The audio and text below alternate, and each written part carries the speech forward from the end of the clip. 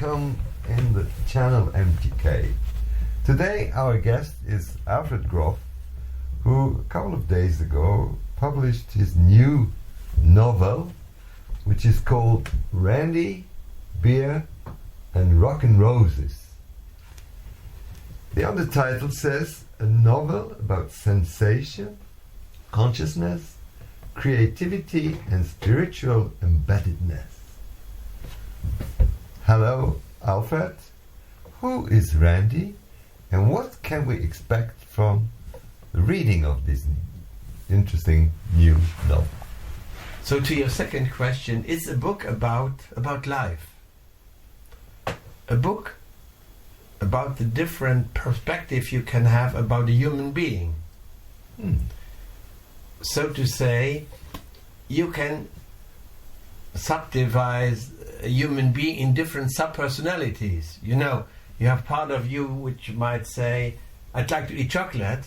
Another voice inside says, don't eat chocolate, it's not good for your health.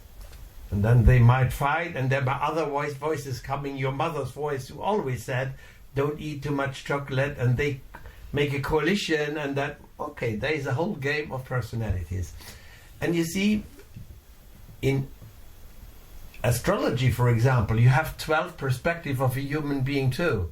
You have different characters too. So it's, and in this novel I have divided the human being in 12 perspectives.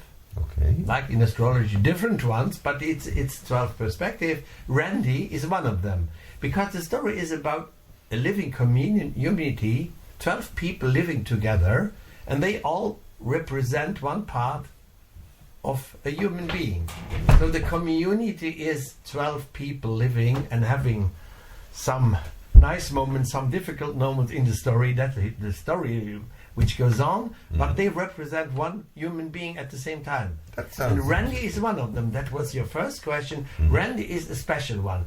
The 11 other ones are all people who want to be good people and save the world, make the world better. So one is for democracy, one is for ecology, one is for peace, and so on. And they all have their special perspective, what would make life a better life, and living together too. And Randy, they want a normal person. And Randy is a person which is sitting at the beginning of the story in the office of his social worker, saying, I have no job, I have no place to live, I have problems. Ah, says the social worker, I know a place where they're looking for someone, they have a free room, would you like to live there?